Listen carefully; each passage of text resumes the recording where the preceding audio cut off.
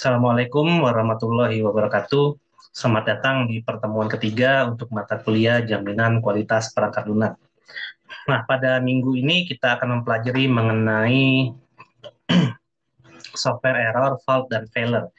Jadi di sini ada 9 hal nanti yang akan kita bahas mengenai kesalahan-kesalahan yang sering terjadi dalam pembuatan perangkat lunak, di mana kesalahan-kesalahan tersebut akan menyebabkan perangkat lunak yang kita buat itu memiliki kualitas yang buruk gitu ya. Nah, kita mulai dulu dari membahas mengenai perangkat lunak ya. What is a software? Nah, definisi perangkat lunak ini sebenarnya sudah teman-teman pelajari di mata kuliah rekayasa perangkat lunak. Jadi di mata kuliah RPL kemarin kita tahu bahwa software itu apa sih? Nah, di sini ada beberapa definisi software yang kita pelajari kemarin ya. Perangkat lunak itu adalah sesuatu yang memiliki atau yang terdiri dari beberapa komponen. Di antara komponennya adalah instruksi komputer, ya, data, prosedur, dan dokumentasi. Ya, jadi ada 4 komponen perangkat lunak.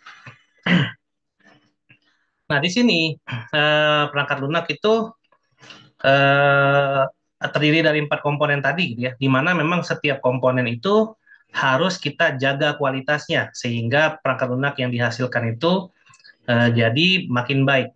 Makin baik di sini memang mendefinisikannya subjektif ya, artinya dari kebutuhan user itu jalan ya.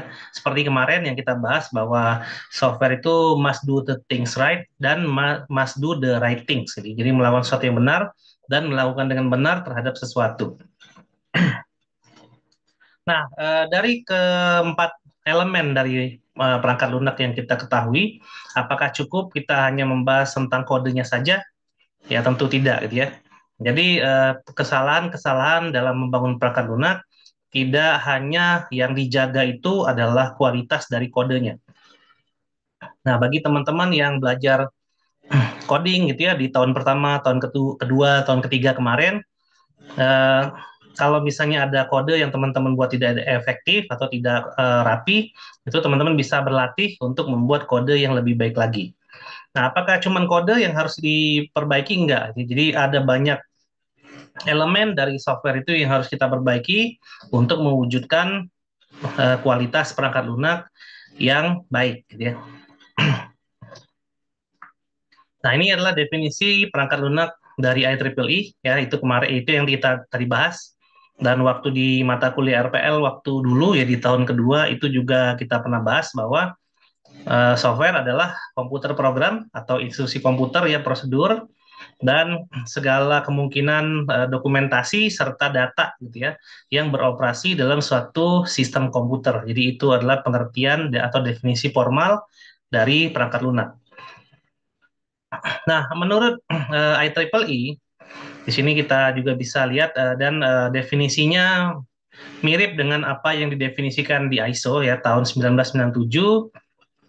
Bisa teman-teman lihat di situ ya section 3.11 dan 9003 section 3.14 bahwa ada 4 komponen perangkat lunak gitu ya. Yang pertama itu instruksi komputer atau komputer program atau di situ dibilang decode atau kodenya.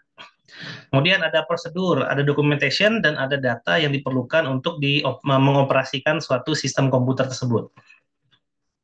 Nah, jadi yang harus dijaga kualitasnya itu adalah 4 komponen ini. Jadi kodenya iya, prosedurnya juga iya, documentationnya iya, data necessary for operating the software systemnya juga iya. Karena keempat elemen inilah yang nanti akan membuat perangkat lunak yang kita hasilkan itu memiliki kualitas yang baik.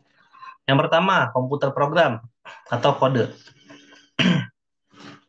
Di tahun ketiga, teman-teman udah belajar mata kuliah implementasi perangkat lunak, ya. Lalu ada pemodelan perangkat lunak juga, di mana mata kuliah itu kan berelasi ya. Waktu itu kita membahas mengenai desain pattern, gitu ya. Kita membahas mengenai solid pattern dan lain-lain. Dan itu semua adalah terkait dengan desain kode dan implementasi kodenya. Nah, dan ada praktikumnya juga ya untuk implementasi perangkat lunak, di mana perangkat lunak yang nanti akan dibuat codingnya itu mengikuti satu pattern atau desain kode tertentu. Nah, di mata kuliah awal-awal teman-teman kuliah juga dibahas di algoritma dan pemrograman. Bagaimana cara untuk membuat kode program yang baik gitu ya. Kita tahu ada tiga ketentuan wajib algoritma. Yang pertama itu adalah suatu algoritma itu dieksekusi dari baris pertama sampai baris ke terakhir.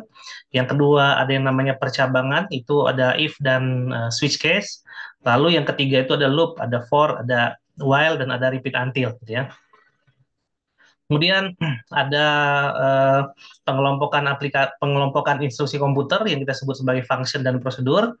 Lalu ada tipe data bentukan, ya ada tipe data dasar gitu ya seperti integer, char dan seterusnya itu. Nah, saat kita membuat kode berarti kita harus membuat kode yang optimal. Misalnya yang saya butuhkan adalah suatu variabel yang menyimpan suatu nilai angka misalnya. Nah, itu harus diputuskan dulu tipe datanya, apakah itu tipe datanya bit gitu ya, tipe datanya byte atau tipe datanya integer atau tipe datanya short dan lain-lain ya. Itu disesuaikan dengan angka seperti apa yang harus kita isi di dalam satu variabel dan kita pastikan kita tahu batas minimum dan maksimumnya. Ya, sebagai contoh misalnya kita hanya membutuhkan dua angka untuk menandakan suatu status dari suatu variabel misalnya 0 dan 1 saja. Maka cukup tipe datanya adalah bit gitu ya. Ya karena memang 0 dan 1. Ya, jadi kita tidak perlu men-set suatu variabel itu dengan panjang integer, ya 16 atau 32 bit atau long integer itu nggak perlu karena yang kita butuhkan memang nilainya hanya 0 dan 1 saja. Kemudian kita membuat satu fungsi atau prosedur ya terhadap rutinitas kode yang sering kita pakai misalnya. Nah, berarti kalau kita sudah bikin fungsi dan prosedur, maka kita cukup bikin satu aja untuk definisi fungsi atau prosedur yang sama dan memang digunakan berulang kali. Maka kita tidak perlu membuat fungsi atau prosedur baru yang kemungkinan dia memang sama persis dengan apa yang kita sudah buat di awal, gitu ya. Itu juga tidak efektif kodenya. Atau saat kita menerapkan suatu perulangan, gitu ya. Nah, perulangan itu juga sama ya. Kapan kita memilih menggunakan perulangan for misalnya. For itu kita pilih apabila awal dan akhirnya kita udah ketahui. Lalu kapan kita pilih menggunakan while? While kita pilih kalau kita ingin kondisi berhentinya itu adalah dengan suatu kondisional ya. Ada suatu syarat yang memungkinkan suatu perulangan itu berhenti. Lalu kapan kita milih repeat until? Yang kita inginkan adalah minimal misalnya blok program di dalam while repeat until itu dieksekusi satu kali lalu dicek di akhir. Kalau while itu kan diceknya di awal gitu ya. Dan seterusnya. Jadi itu adalah bagaimana cara kita untuk memaksimalkan kode yang kita buat dan teman-teman sebagai mahasiswa informatika sudah harus terbiasa dengan itu, gitu ya. Lalu yang kedua adalah prosedur. Prosedur ini adalah berbagai macam cara yang digunakan untuk mengeksekusi suatu perangkat lunak. Nah, sekarang teman-teman lagi ngambil mata kuliah kerja praktek misalnya. Misal ada yang bikin absensi, ya ini kayaknya udah jadi contoh juga di video yang kemarin ya. Saat kita ingin membuat suatu aplikasi absensi, maka absensi yang kita buat itu harus sesuai dengan prosedur dan ketetapannya. Yang dimaksudkan dengan absensi itu adalah pencatatan administrasi terhadap kehadiran seseorang dalam suatu organisasi ya, gitu ya. Berarti orang tersebut kalau absensinya adalah offline ya, artinya memang dia harus datang ke kantor, maka dia hanya bisa melakukan absen ketika dia ada di kantor, gitu ya. Nah, kalau dia sakit dan izin, bagaimana caranya? Berarti ada prosedur atau ketentuan untuk izin atau sakit di luar ketentuan hadir seperti sebagaimana mestinya. Maka aplikasi yang kita bikin adalah itu kita gunakan inovasi boleh, kita gunakan teknologi boleh, kita gunakan IoT boleh, itu bebas saja. Misalnya saya gunakan IoT, saya gunakan fingerprint scanner, dia saya gunakan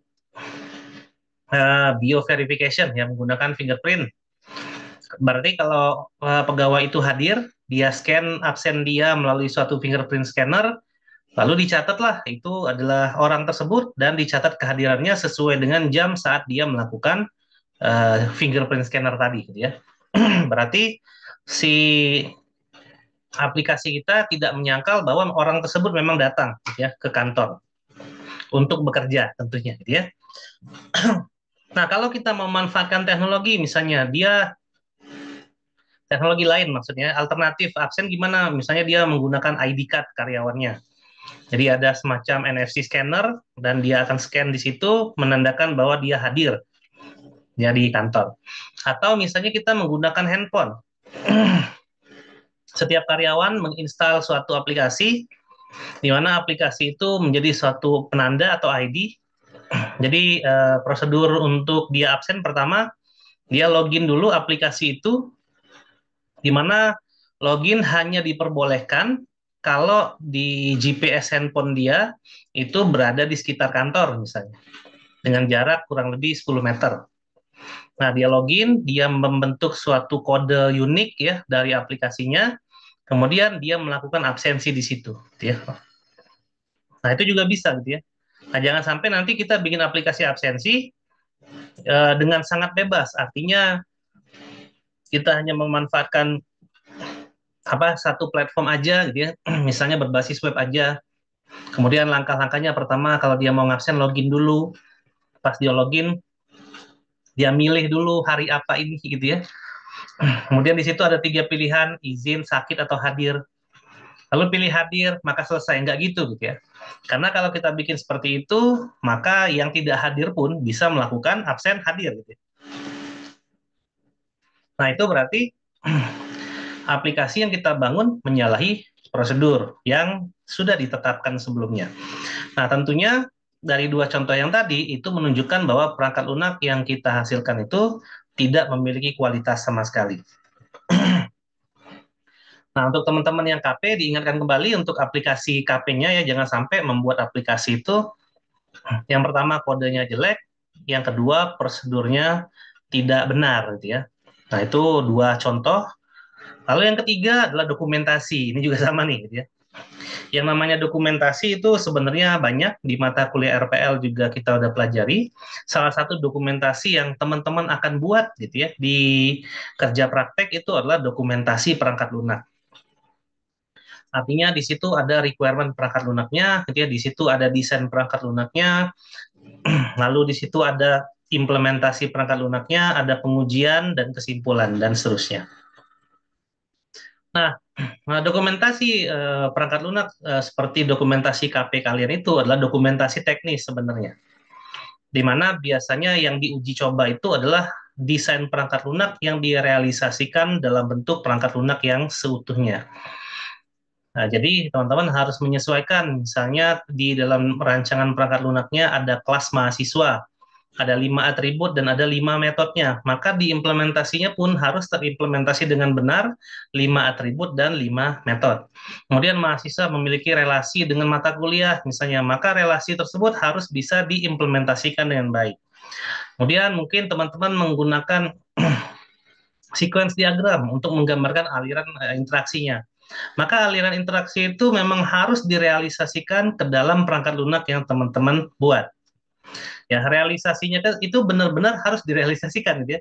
Misalnya ada interaksi antara kelas mahasiswa dengan kelas ruangan, lalu dengan interaksinya dengan jadwal misalnya. Maka interaksi tersebut memang harus terlihat realisasinya di dalam kode program yang teman-teman buat. Nah, ketika desain perangkat lunak yang teman-teman buat di buku KP tidak sesuai dengan implementasinya, nanti berarti dokumentasinya ngarang ya, atau dokumentasinya salah, atau mungkin kodenya yang salah. Nah, itu juga nanti akan kembali lagi ke dalam definisi software engineering, bahwa yang namanya desain perangkat lunak itu memang harus dilakukan, ya, walaupun dengan tingkat keabstrakan yang berbeda-beda. Jadi level abstraknya berbeda, tapi dia wajib dilakukan dan dia akan mencerminkan kondisi dari final project-nya atau final product-nya. Nah, itu adalah salah satu contoh dari menjaga kualitas di sisi dokumentasi gitu ya. Dan yang terakhir adalah masalah data yang digunakan untuk aplikasinya nanti. Misal di aplikasi itu ada kode buku, maka kode buku biasanya memiliki format yang benar ya. Tidak hanya B001, B002, enggak gitu ya. Kalau kode bukunya cuma B001, maka buku paling akhir adalah B999. Artinya dalam suatu perpustakaan nih, kalau kita bikin aplikasi perpustakaan, hanya ada 999 buku saja yang bisa dicatat. Ya, selebihnya nggak bisa dicatat. Lalu data itu juga akan terkait dengan prosedur ya, dengan kode, dengan dokumentasi.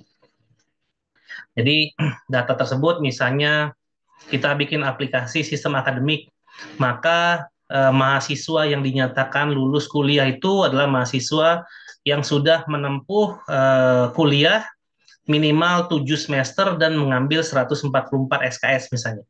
Nah, berarti di dalam aplikasi yang kita bangun nih, di kodenya nanti, kode itu akan mengubah state dari aplikasinya. Artinya misalnya kita mau membuat suatu kondisi di mana mahasiswa tersebut lulus kuliah. Maka state-nya adalah kalau mahasiswa itu sudah lulus kuliah, itu ada berbagai macam state. Yang pertama tadi dia udah memperoleh atau menyelesaikan ya, bukan cuma mengambil, menyelesaikan 144 SKS. Lalu dia sudah menyelesaikan tugas akhir, karena memang kalau hanya 144 SKS tanpa adanya tugas akhir itu tidak bisa lulus gitu ya. Kemudian dia sudah minimal kuliah 3,5 tahun atau 7 semester, kemudian dia tidak punya tunggakan apapun, dan lain-lain. Jadi itu adalah syarat berubahnya mahasiswa, state-nya, ya dari state yang mahasiswa aktif menjadi state lulus. Nah, jadi tombol perubahan status itu akan muncul saat kondisi tersebut terpenuhi gitu ya.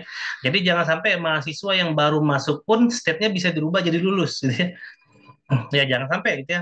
Jadi misalnya dia baru mendaftar jadi mahasiswa, dia terdaftar jadi calon mahasiswa, ternyata ada tombol di sebelahnya set ubah status mahasiswa menjadi lulus. Itu nggak boleh.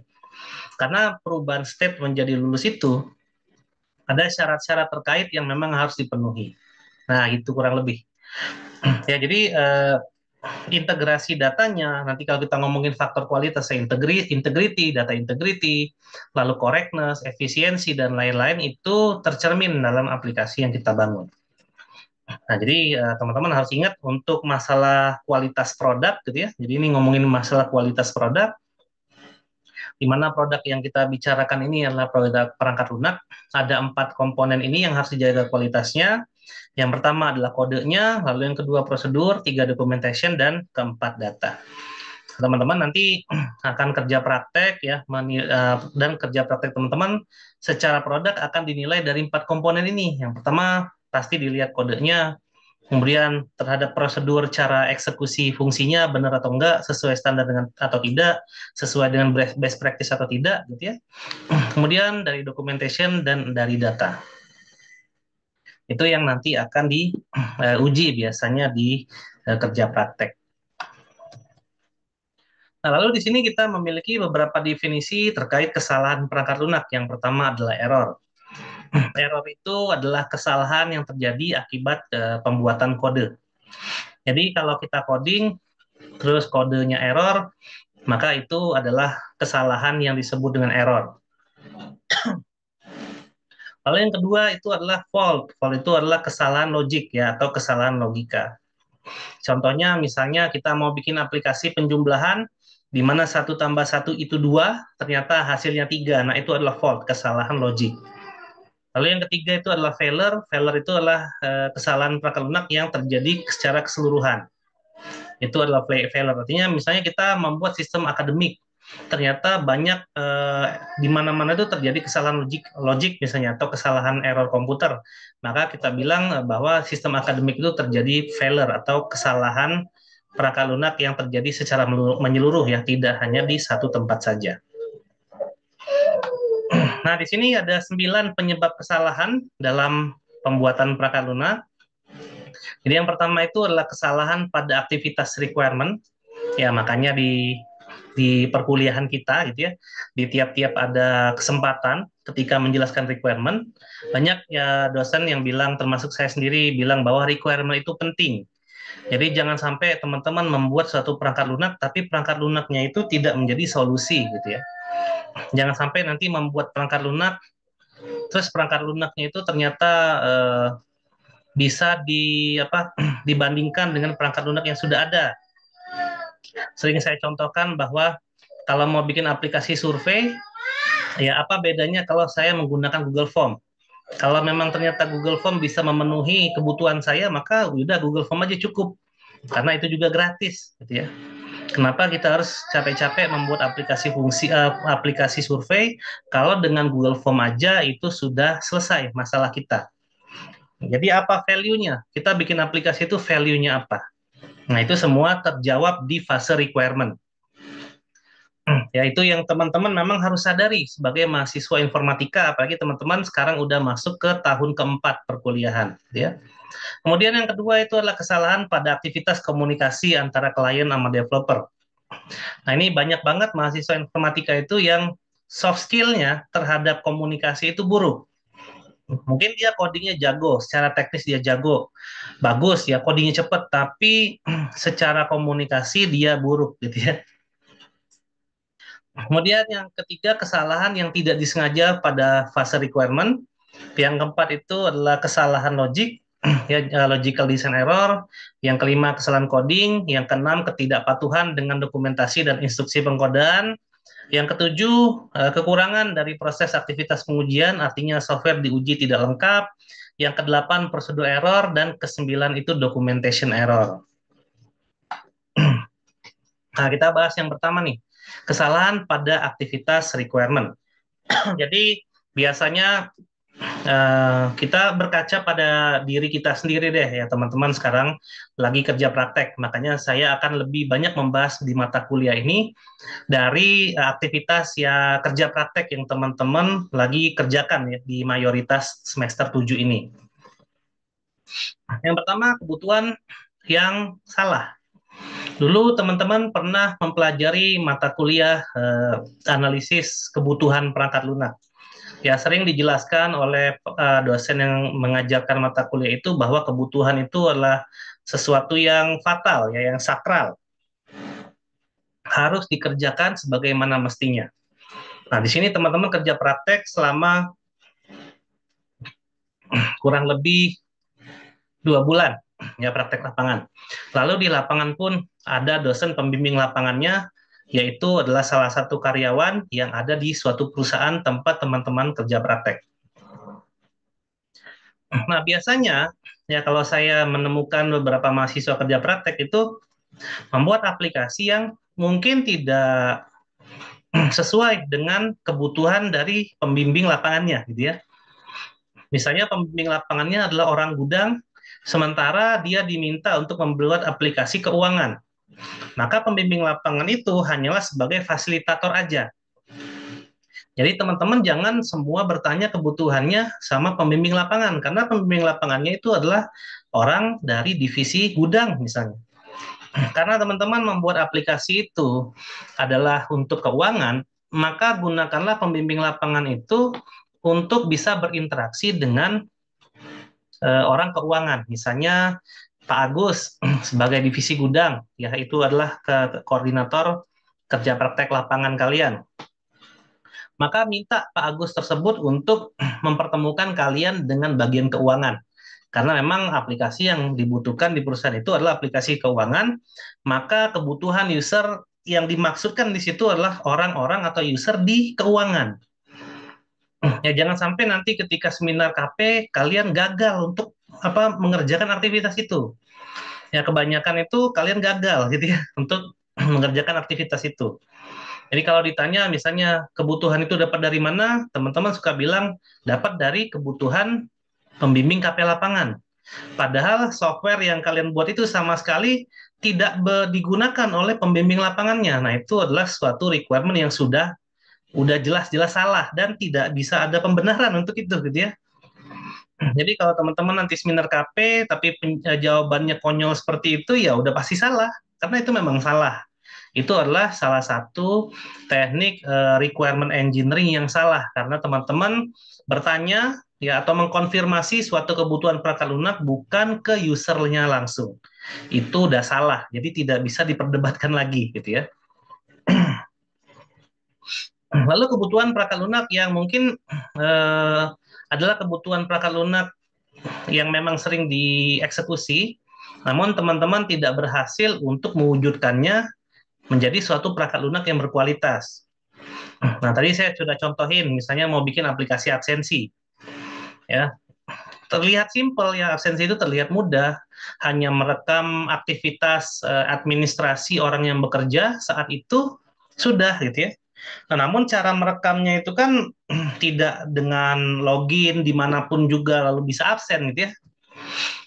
Tapi memang ada ketentuan loginnya, ada ketentuan absennya, di mana memang kalau absen itu ditujukan untuk bekerja secara offline, maka dia harus datang ke kantor, lalu dia lakukan absensi di kantor gitu ya. Nah, atau tadi saya juga contohkan membuat aplikasi survei. Ya, padahal Google Form udah bisa bikin aplikasi survei. Jadi kita nggak perlu lagi tuh buat aplikasi survei.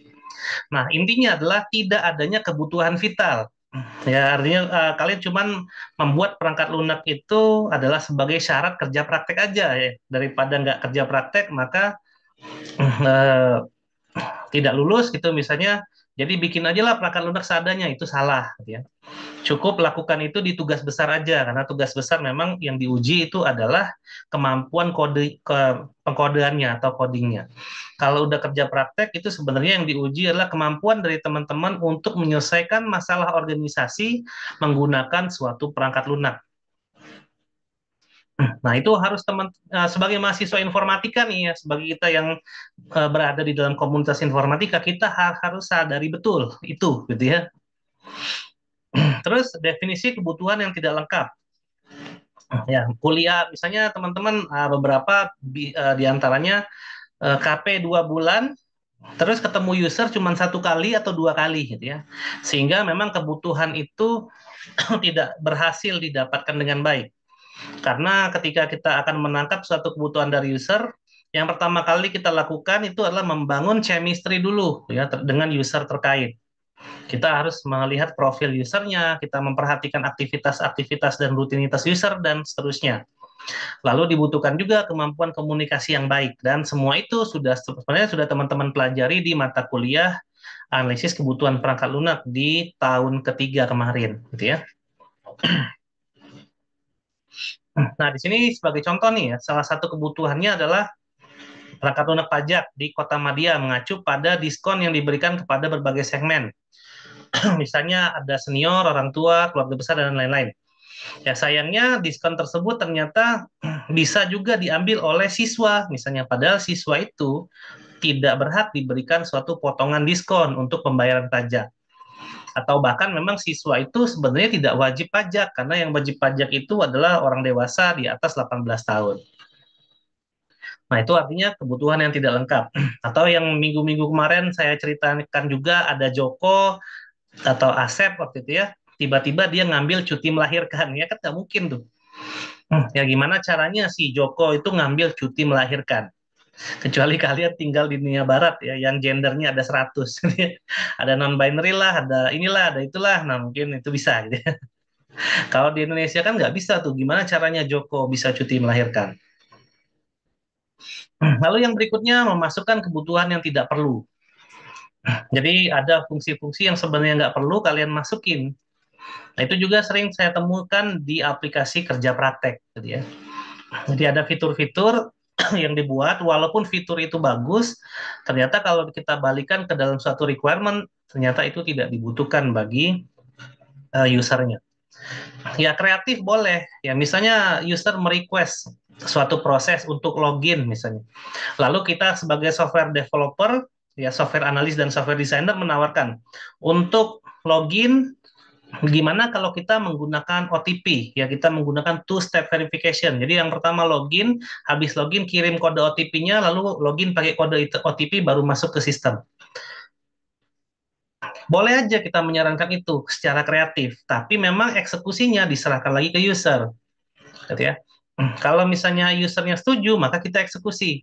Kalau usernya tidak setuju, kita jangan eksekusi. Namun jangan juga terlalu pasrah terhadap kebutuhan user. Nanti sering juga kami temui ya, dosen informatika yang temui bahwa ada fitur-fitur yang sebenarnya aneh, tapi ketika disuruh mahasiswa menjelaskan, kalian ya selalu bilang bahwa itu adalah kebutuhan dari usernya.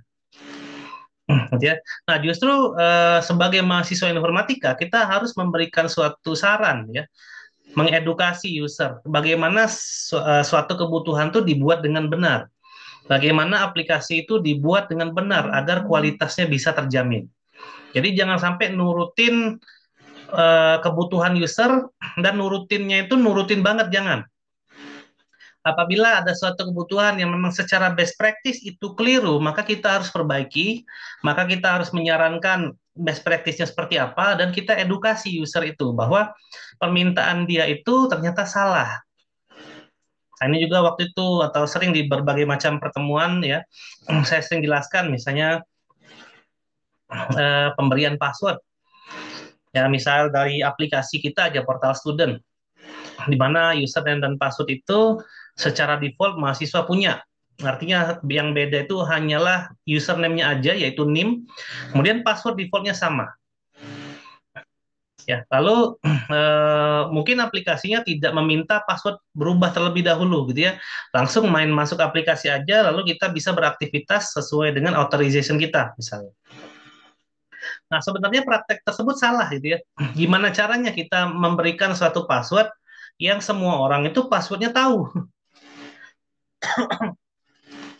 Bagaimana kalau misalnya password itu ketika diberikan ada temannya yang iseng ngambil akun temannya yang lain, lalu passwordnya dirubah, gitu ya.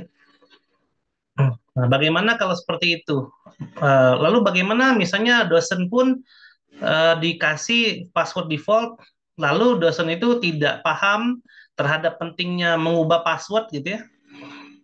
Maka passwordnya tidak pernah diubah, lalu dosen itu akan memasukkan nilai dan ada mahasiswa yang login menggunakan akunnya dia dan mengubah nilai mahasiswa tersebut, ya itu kan perbuatan yang keliru, gitu ya. Maka secara best practice itu sebenarnya keliru. Ketika password itu dilempar ke publik, yang membedakan itu hanya username-nya saja. Itu adalah suatu praktek yang keliru daripada proses untuk sign in atau authorization. Itu keliru banget. Nah, maka karena kita tahu nih, itu adalah sesuatu yang keliru, maka kita harus menyarankan yang benarnya seperti apa, best practice-nya yang selama ini ada di dunia ini gitu ya, itu kayak gimana, kita harus menyarankan itu ke user.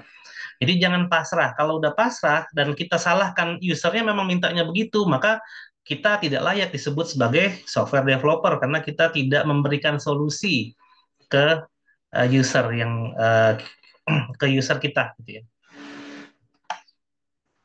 Lalu yang kedua adalah kesalahan pada aktivitas komunikasi klien dan developer. Nah, ini sering banget gitu ya. Ini sering banget teman-teman ketika melakukan suatu requirement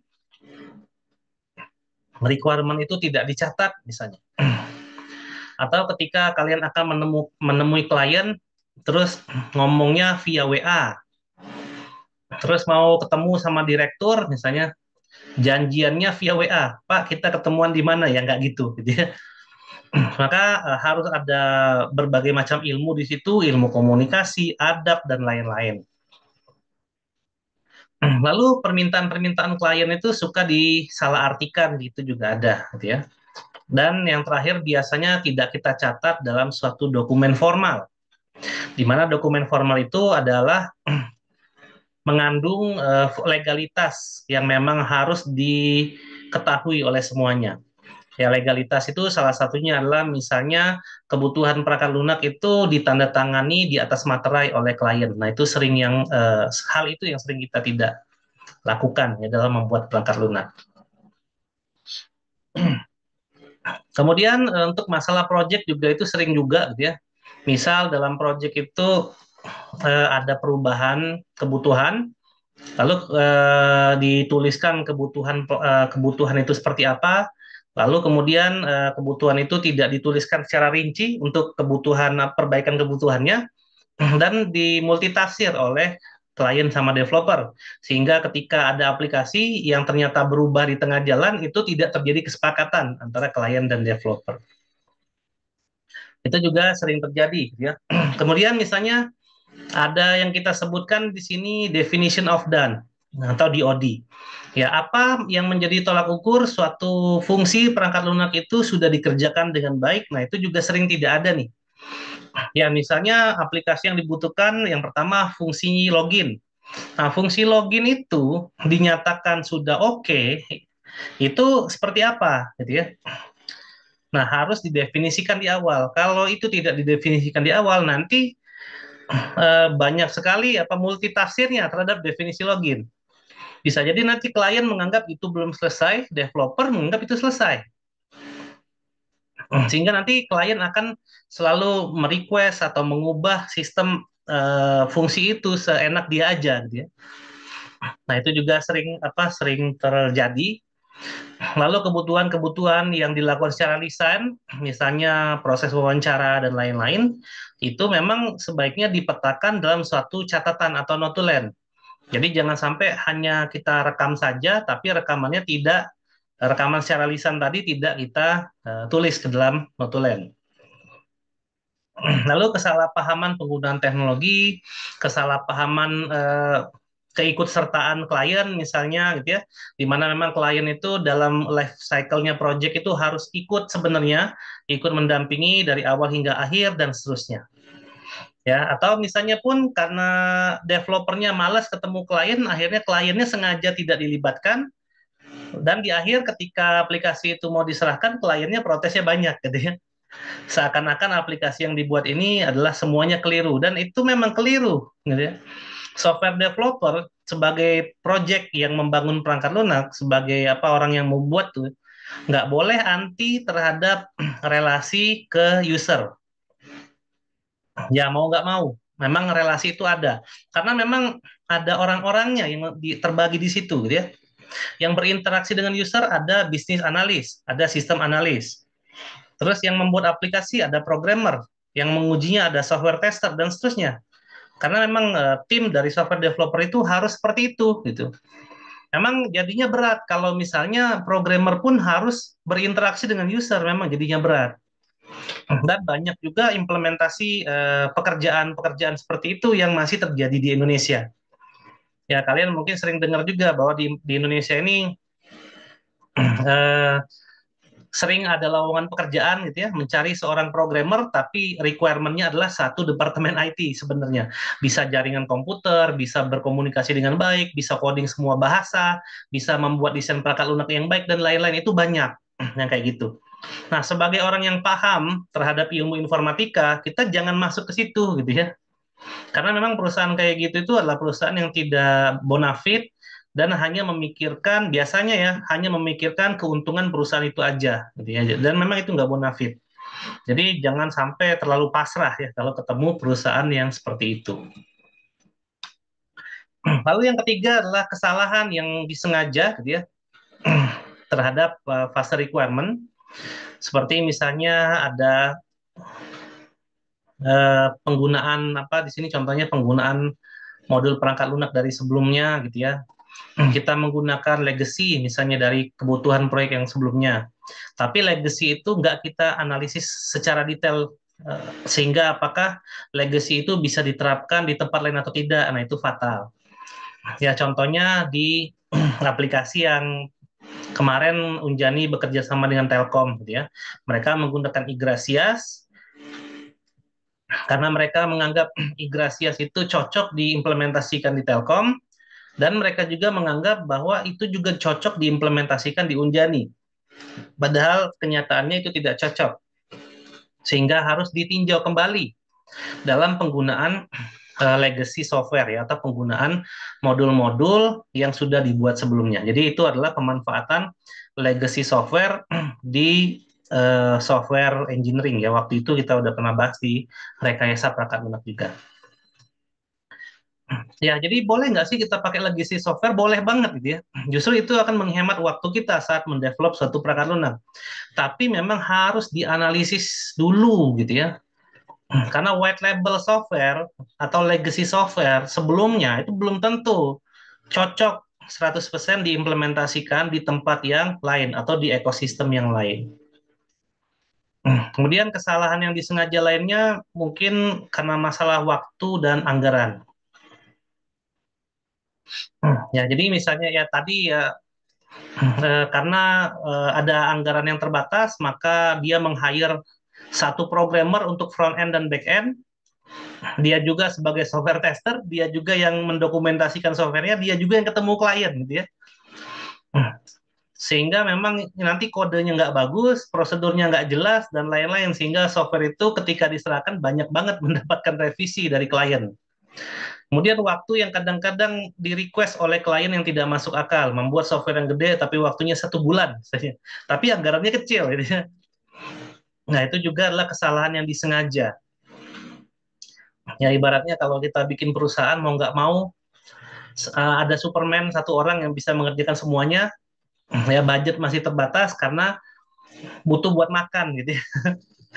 Nah, itu jangan sampai nanti begitu teman-teman lulus kerja di perusahaan seperti itu, atau teman-teman nanti membuat perusahaan IT tapi menzolimi orang seperti itu ya. Jadi memang software developer ini ada bagian-bagiannya, ada manusia-manusianya. Ya, dan bagi dan bagi orang-orang atau para pengusaha yang memang mau membuat suatu perusahaan IT berbasis IT dan menjual produk IT harus memahami ini. Gitu ya, jangan menjadikan alasan ini dan itu untuk menghilangkan makna sebenarnya dari rekayasa perangkat lunak. Nah, kemudian banyak ada kesalahan-kesalahan minor, misalnya yang suka dilakukan oleh pengembang, terus ada perubahan-perubahan minor yang mungkin dilakukan oleh pengembang tapi tidak mendapat persetujuan dari user gitu ya. Jadi mereka kerjakan sendiri aja lah. Ya nanti kalau gimana user aja dimarahin atau enggak ya syukur-syukur usernya oke. Nah ini juga apa keliru gitu ya. Dan hal seperti ini ya dengan contoh 3 hal ini adalah salah satu atau 3 hal yang menjadi kesalahan yang sering terjadi dan itu menyebabkan perangkat lunak yang dibuat tidak berkualitas. Lalu yang keempat adalah logical design error. Nah, di sini mewakili kebutuhan perangkat lunak dengan algoritma yang salah, artinya pembuatan logik yang keliru. Kalau kita mau bikin kalkulator, fungsi tambah, 1 tambah 1 harusnya 2, tapi ini 3, nah itu keliru. Gitu ya. Terus membuat satu laporan, yang dilapor, misalnya kita ingin mengetahui berapa banyak mahasiswa yang ada di Informatika Unjani. Maka kita tidak cukup hanya menyaring mahasiswanya saja dan tahun angkatannya saja, kita juga harus menyaring apakah mahasiswa itu aktif atau tidak, gitu ya. Nah, itu juga sama. Terus banyak banget aplikasi-aplikasi yang misalnya tidak bisa dijelaskan bagaimananya. Salah satu contoh yang pernah saya alami itu adalah aplikasi asuransi. Ya, saya pernah membuka asuransi, lalu saya mendapatkan benefitnya 1 kali, lalu saya kemudian tidak ingin ikut lagi dengan asuransi tersebut dan saya ingin uang saya kembali. Ya, kemudian dari deposito saya yang harus ya dari uang yang saya setorkan 300.000 per bulan, harusnya si asuransi itu mengembalikan uang saya itu 7 juta, namun hanya dikembalikan 3 juta. Nah, ketika ditanya alasannya kenapa seperti ini, kenapa seperti itu, si salesnya hanya bilang sudah dihitungkan dari sistem, gitu ya. Tapi mereka tidak bisa menyebutkan dengan detail bagaimana caranya sistem menghitung sehingga apa yang saya kumpulkan itu harusnya kembali 7 juta menjadi 3 juta. Nah, itu nggak bisa. Ya. Nah, itu juga adalah salah satu aplikasi yang memiliki kesalahan logik. Itu kayaknya ya, kalau saya sih akhirnya seuzon dengan aplikasi asuransi, karena mereka itu menerapkan logik desain itu seenaknya aja, tidak sesuai dengan polis asuransi yang mereka keluarkan. Karena memang polis asuransinya terlalu panjang, terlalu sulit dimengerti oleh orang awam sehingga mereka bisa bermain dengan kesalahan logik di situ. Ya harusnya kan kembalinya 7,5 juta. Kenapa sekarang kembalinya hanya 3 juta? Misalnya pun ada pengurangan, ada denda dan lain-lain ya, tolong diceritain dendanya berapa, pengurangannya apa, biaya administrasinya berapa dan lain-lain itu tolong dijelaskan. Sehingga memang dari 7 juta itu jadi 3 juta sekian itu kita bisa tahu. Nah, kalau di asuransi enggak, mereka cuma bilang dari sistemnya memang dikeluarkan segitu. Tapi mereka nggak bisa menjelaskan logik dari kenapa keluar 3 juta, bukan 7 juta itu mereka nggak bisa jelasin. Nah, kesalahan logik ini yang saya temukan ya salah satunya itu tadi di aplikasi asuransi, gitu ya. Terus banyak di sini teman-teman bisa lihat ya kesalahan logik yang ketiga itu adalah si sistem analis mendefinisikan suatu proses tidak benar.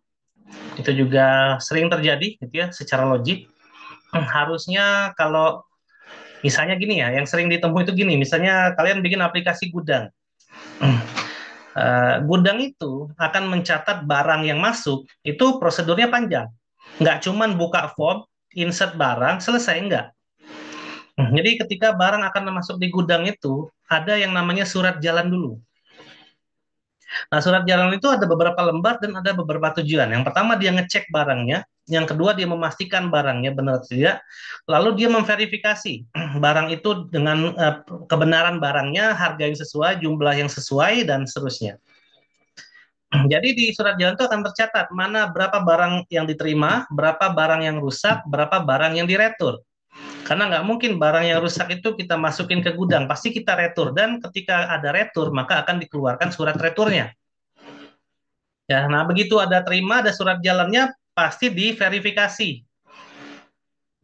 Bisa oleh supir yang mengantarkan kah, gitu ya, atau kepala gudang kah. Ya, artinya ada surat jalan, di mana surat jalan itu diverifikasi oleh dua pihak. Pihak yang pertama adalah pihak yang mengantarkan barangnya, dan yang kedua adalah pihak yang menerima barangnya. Nah, begitu semuanya udah selesai administrasinya, maka barang itu baru dicatat di aplikasi.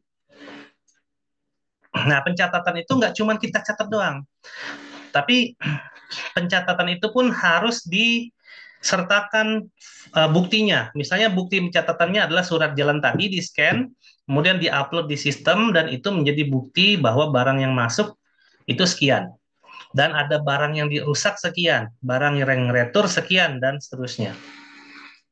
Gitu ya. Lalu ada barang yang diretur, dicatat lagi, sehingga kita bisa tahu dari pengiriman itu, kalau kita pesan 300, ya, ternyata ada yang rusak 50, maka ketika minggu depan ada barang 50 datang, barang 50 yang datang itu adalah melengkapi dari yang 300 ini tadi. Ya, artinya yang masuk ke gudang itu adalah 250, yang diretur 50. Misalnya retur itu waktunya 14 hari kerja.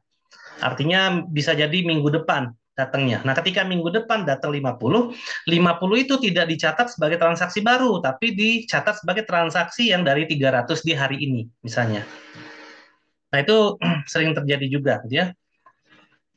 Lalu yang keempat, kondisi batasan yang salah. Nah, ini juga sering, ya, misalnya penyimpanan angka yang memang didefinisikan ada boundary-nya, nilai batas awal, batas bawah dan batas atas itu sering tidak dikerjakan analisisnya. Misalnya IPK. IPK itu kan minimalnya 0 sampai 4. Maka nilai 4,1 itu nggak boleh masuk gitu ya. Atau nilai minus itu nggak boleh ada di sistem itu. Tapi ini sering terjadi nih. Gitu ya. Terus aplikasi pembuatan laporan, aplikasi penginputan data dan lain-lain itu seringkali misalnya saya mau melakukan registrasi, tapi registrasi itu saya milih tanggal dulu. Berarti kan saya bisa ngisi tanggal itu tanggal 29 Januari misalnya, atau saya isi tahunnya itu tahun 3000 nanti. Sehingga data yang dimasukkan itu tadi jadi tidak benar ya, karena memang tanggalnya harus kita inputkan sendiri gitu ya. Itu juga keliru. Terus banyak hal yang bisa terjadi untuk kesalahan logical error ini. Ya, berikutnya misalnya penghilangan state dari aplikasi. Nah, contoh di sini ada aplikasi pencatatan suhu misalnya. Terus ada perhitungan definisi yang salah atau ilegal. Ini sering juga saya contohkan, misalnya saya adalah dosen algoritma dan pemrograman, kemudian saya ngisi nilai kalian A, kemudian kalian bertemu saya lagi di semester 6, lalu saya tidak suka kalian, saya gantilah nilai kalian yang A tadi dengan C. Nah, itu sama, artinya dia memanipulasi state, gitu, state dari sistemnya. Padahal kalau nilai sudah keluar, itu nggak boleh diubah lagi oleh dosen, gitu ya.